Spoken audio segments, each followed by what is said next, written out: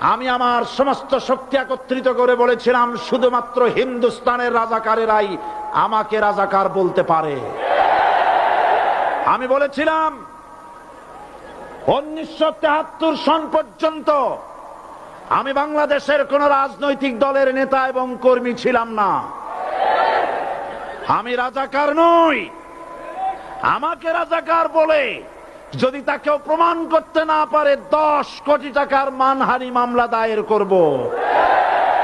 আমার এই বক্তব্য সারা দুনিয়া শুনেছে। পার্লামেন্টে আমার এই বক্তব্য রেকর্ড হয়ে আছে। সেদিন 3 শতাধিক পার্লামেন্ট মেম্বারের কেউ আমার চ্যালেঞ্জ গ্রহণ করেন নাই।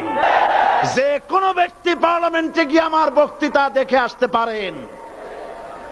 এরপরে 1997 সনের 7ই অক্টোবর দৈনিক জনকণ্ঠ পত্রিকা যখন আমার বিরুদ্ধে লিখলো, সেই পত্রিকা